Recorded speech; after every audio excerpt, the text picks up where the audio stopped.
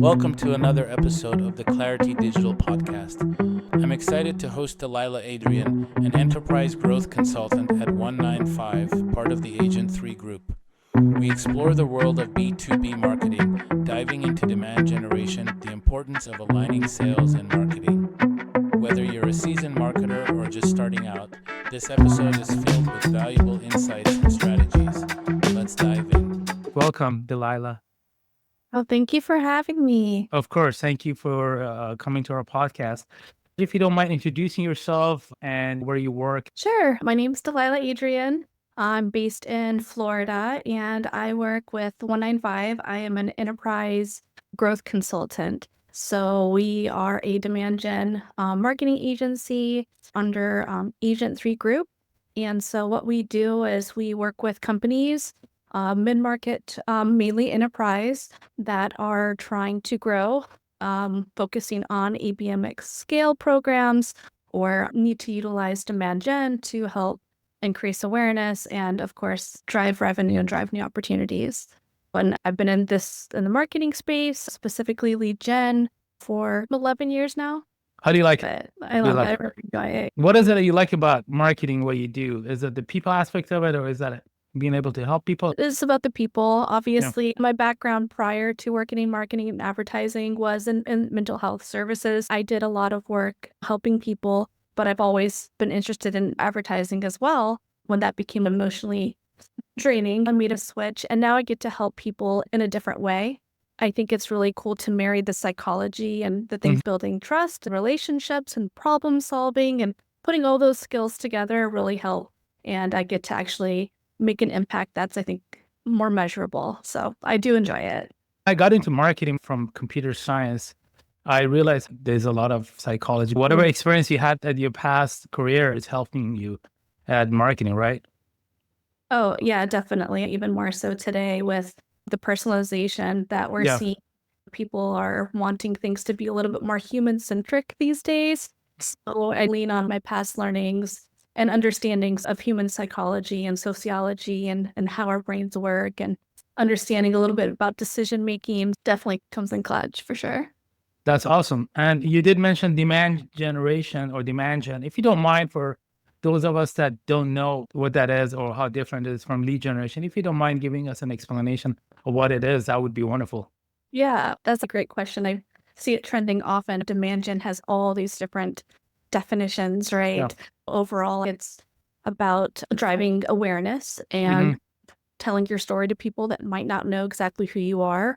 All the different things help get people into the funnel, from top level awareness to sales ready. Driving demand is almost a science, but also with art as well, with crafting messages. So it can be a little complex to define it, but absolutely. It's really about brand at the end of the day. I agree with you. It's really hard to define. Every time I tried, I didn't do justice to it because I was missing something. Talking about demand generation, to me, it sounds like this is mainly for B2B companies. Yeah, sure. Our main focus in demand gen when working with B2B companies is to help them combat all the noise in the ecosystem, whether it's a security company, or an IT company, or an HR company. There's not just one of them out there. There's a lot of big players. There's a lot of mid-sized players, and a lot of them do pretty much this similar things, right? And so it's about standing apart, getting out there and educating your ICP about who you are, giving them education, giving them case studies, giving them information that's going to help them make their decision. Sometimes people don't know they have a problem. So that's when you start at the awareness stage of the funnel with some content. Then you continue the process of educating them, communicating with them, and speaking with them about who you are, showing up in the right places at the right time with the right messages. That's what people are trying to achieve in B2B. You provided a lot of information that we need to talk about more. Well, let's just talk about B2B marketing, what it is, like how is it same or different from other type of marketing like B2C or DCC? What does it make B2B marketing unique, and what does it not? What does it have in common with other type of marketing channels or disciplines, I should say?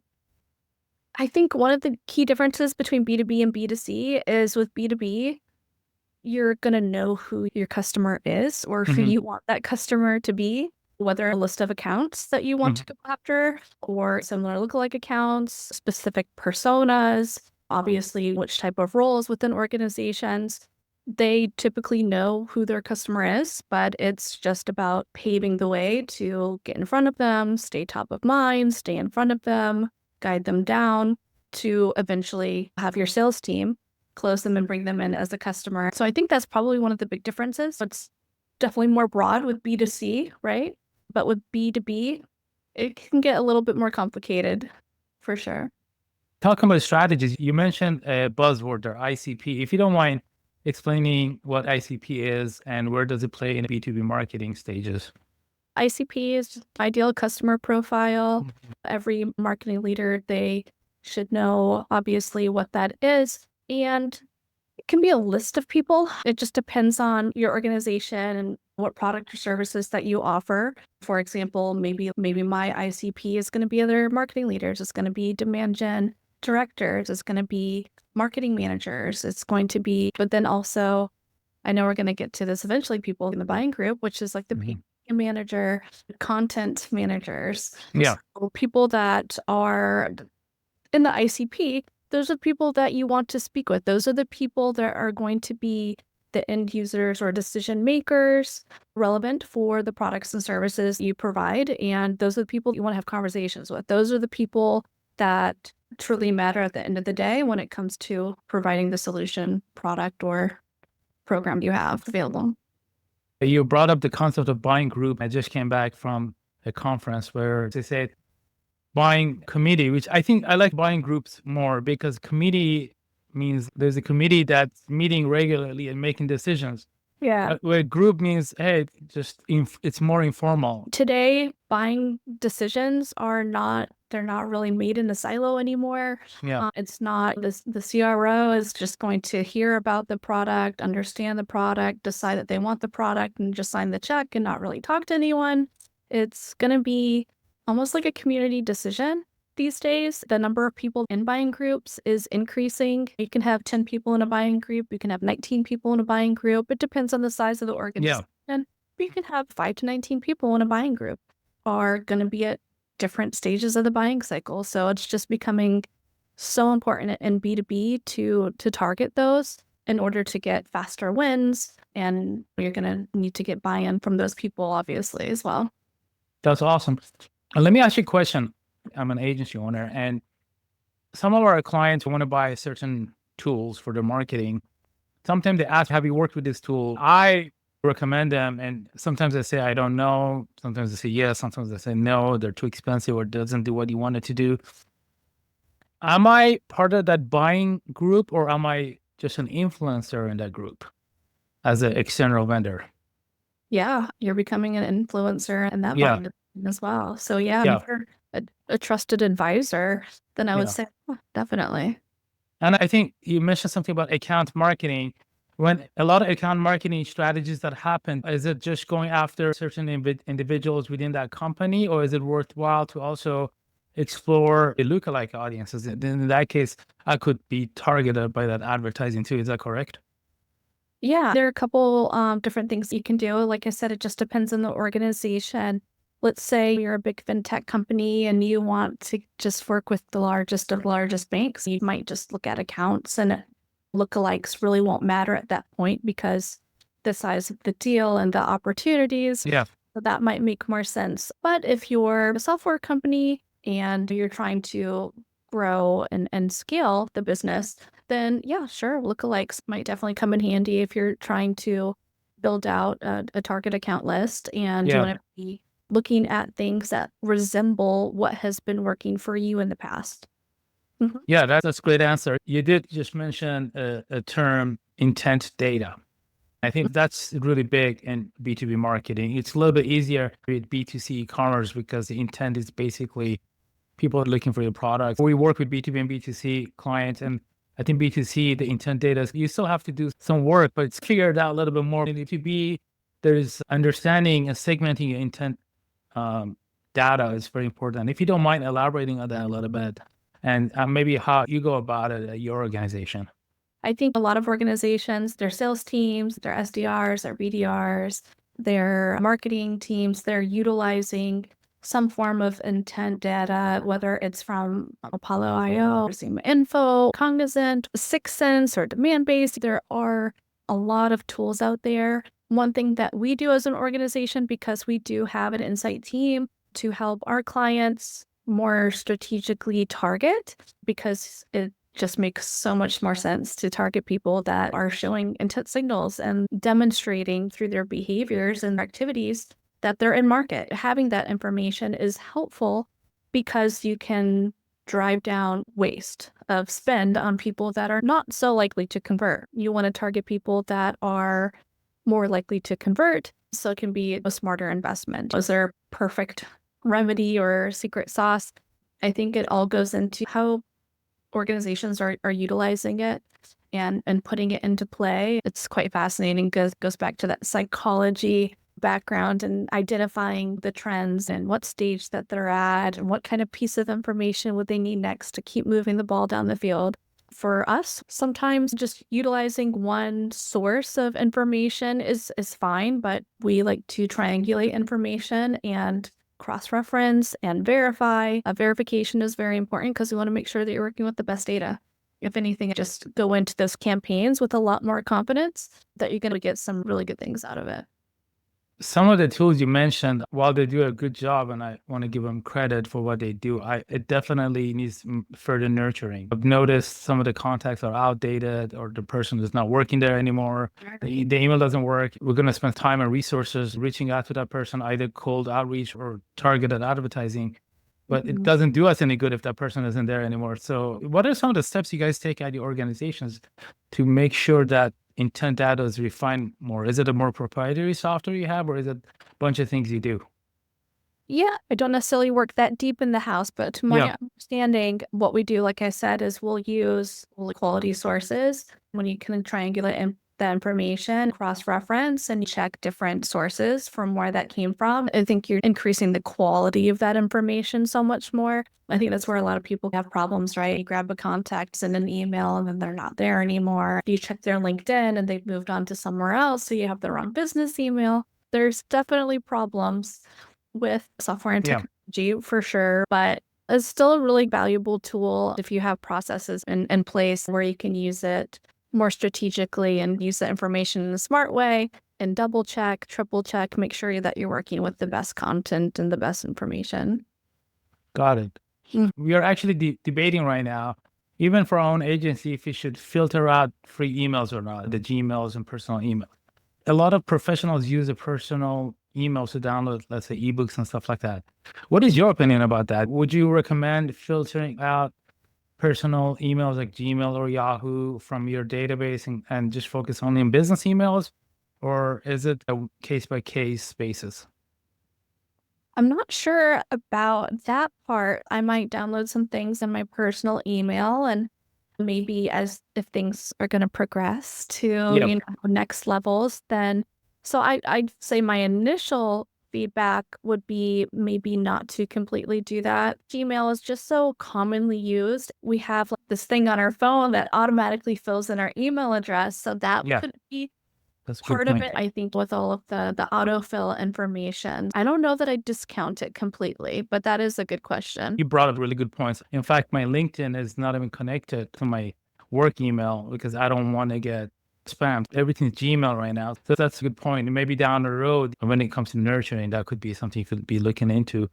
Talking about nurturing, it reminds me of the marketing funnel. It's very complicated in B2B. When we draw a funnel, it usually has this like linear waterfall, but it doesn't quite work like that in B2B. And I think it was the folks at your company at the last event introduced a concept I had never heard, dark funnel. And I just wanted to talk about that a little bit. What is today's B2B funnel like? And what is a dark funnel? The dark funnel, yeah, no, that's been coming up. It's just where you're not going to be able to necessarily track all of the behaviors and the sharing of your white paper or case study. It's just where things are happening. And it's great because word of mouth is mostly the best referral ever. So that's happening, but it's happening in an area where people aren't going to be able to track that. It's not necessarily trackable download or click on the website. There's a lot of conversations that are happening that are not being tracked. Things are happening in there and decisions are being made and people are being influenced. I'm curious to hear your thoughts. I just came from a bunch of conferences and there was a lot of personal networking. There were some leads that came out of that, and you could say that was part of a dark funnel.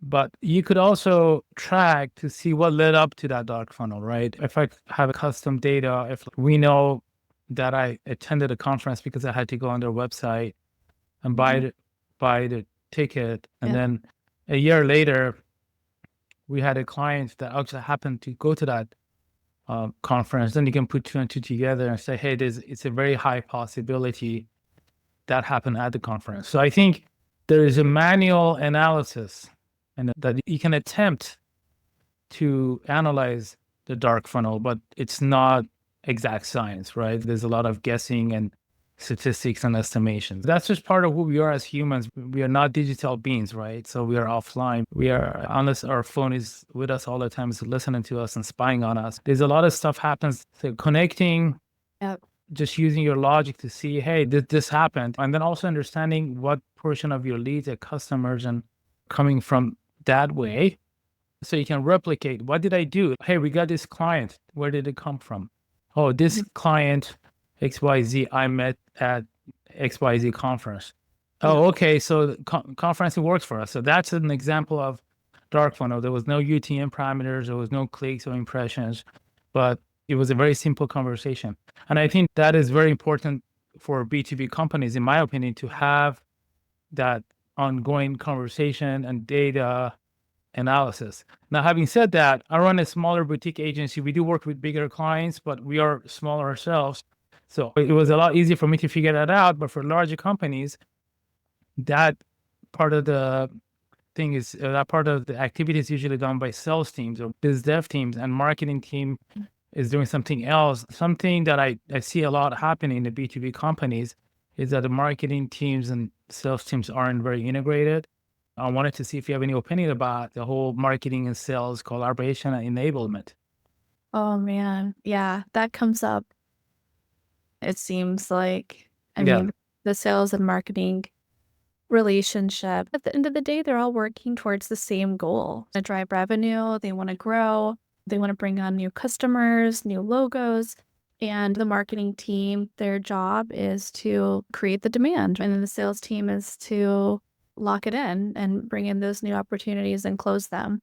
It does come up often at the event we were at. I was sitting at a table at lunch and just listening, and it definitely was something that came up quite a bit. They want to solve that problem. Absolutely. They want more alignment between the teams.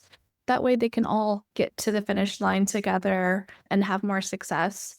I think communication is so important for alignment in any relationship, right? Sure. Having good communication. I think that is really good that the sales team, they're working with people, they're having conversations with them every day, and being able to give that feedback to marketing should be very helpful, right? Yeah. There's a lot of things that can definitely be done to help that repetitive problem in B2B, because it has been something we've heard a lot this year. People want to resolve that problem. Yeah, that's going to become even more complicated as the company gets larger, because the personal interaction may be non-existent. Before launching my agency, I used to work for a really large company. I never saw the salespeople, and I was the in-house, one of the many marketing managers in-house. We knew who they were, but we never talked to them. They were in a different building. They didn't come to the office. This is pre-COVID era. They were always on the road attending trade shows. We had an idea they're attending this trade show, that trade show. We didn't have a unified strategy on messaging and any of that. And I think a lot of that has to come with the higher ups, CMOs and CROs. And that is a CRO is like one of the newer C-level titles. I believe it stands for Chief Revenue Officer. And that's their job, to connect sales and marketing together.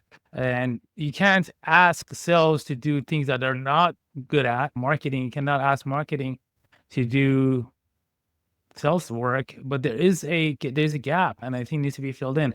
One thing that I think was helpful at that organization, we used to have 2 or 3 different CRMs. Marketing had HubSpot, the sales team had Salesforce, and having a unified tool could help a little bit. So even as much as we liked HubSpot, we ended up ditching it in favor of Salesforce.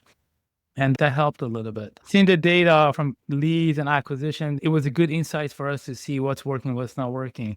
But yeah, like you said, this is still, and it's different for every organization too. There's a lot of different moving elements in every company. So it's something that B2B marketers have to continue, having to deal with, just create awareness. Hey, our sales team and marketing team are not integrated as much as they should be. What can we do to solve it? I think that's the first step. And then everything else will come after. For sure. I think, like I said, communication, if they're able to have like regular meetings and talk about what is marketing trying to accomplish right now, what are some campaigns that they're doing, sometimes just having the understanding of what's the pulse, what's the messaging, and then also understanding what the sales team is dealing with. I think that can help everyone be on the same page. And like you said, working in 2 different CRMs sounds a bit complicated if you have to track the signals and the journey. Like you're speaking 2 different languages, so you can't do that in marketing. We need to be on the same page. Communication is key. Marketing can't hand over MQL as a single or double touch and just say, go call them and go set up a demo right now. A lot of people I've heard, they're upset that they're not calling enough.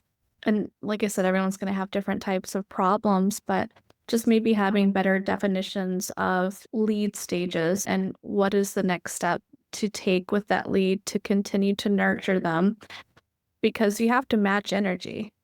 You can't jump too hard on somebody. You're going to scare them off. Think about how we act if we just go on a website and then sign up for something, and the next thing we know, our phone's blowing up off the hook, and I have 4 missed calls and 2 text messages trying to set something up, and I'm like, hold on, like you're coming on way too hard right now, like back off a little bit. It's a dance, but I think matching energy is really important. So being on the same page is going to be key for that to happen. Yeah, that's really good point. Another solution that companies have for this, that they have marketing ops and sales ops. Basically get the lead from marketing and then vet it out a little bit before they pass it to the other department. And I think that could work for some organizations. It doesn't work for every organization, depending on the size. The challenge I see is that marketing and sales have slightly different goals. Sales, obviously, the ultimate goal is the same, help the company. But the immediate goal, marketing wants to get more leads. Sales wants to close leads so they can get their commission or their points or bonuses. Marketers tend to go after conversions and leads and contacts. They want to go after commission. And that leaves a really huge open space there. Like, how do we do? There's a lot of good leads that may not necessarily be customers right now or next 6 months or a year from now, but they could eventually be. Someone needs to own that, or we need to do something with it. That's where lead nurturing is pretty important, in my opinion, because and another thing that I've noticed, that not the intent behind a marketing action is important. If you're having somebody downloads the ebook about state of union, right, of marketing, whereas someone downloads a brochure, the intent of those 2 leads are a little bit different, right? The person who's downloading the brochure seems like more interested in your products or services. Whereas someone downloading a thought leadership ebook may just be interested in learning and may not be a customer. So when salespeople reach out to me because I downloaded, let's say I'm running a marketing agency and digital marketing trends 2025, when I download that and when someone reaches out to me trying to sell, that really annoys me because I just wanted to learn what the next trends are. But if I go to a marketing platform and download their brochure or watch one of their demos, there is some intent behind me being the customer. Marketers need to be able to distinguish the intent behind the actions. And that would drive better MQLs. MQLs are still just MQLs. They're not opportunities. They're not closed businesses. So there needs to be this nurturing happening that often it's not done by marketing or sales people. So there needs to be this new role, marketing ops, sales ops, whatever you want to call it. There needs to be those people that are just focused on that. And that's another way organizations work with and try to solve that pain point. The world of marketing, especially B2B, evolves so quickly. It's important for teams to focus on what they're good at. They have to be good at that and then be good at it as it evolves and keep learning that. So when you have additional resources like marketing ops or rev ops, those people can come in and help with that portion of the business. Then marketing can focus on generating the leads. And then they can focus on getting the nurture program set up, because you have the MQLs and you don't want to call them. And then you have the SQLs, you might call them, and furthermore. But I think that those teams can be extremely instrumental with setting up a system that's going to work. And you'd be surprised with how many organizations I speak to, and they don't have a nurture program. Yeah. They might have a newsletter.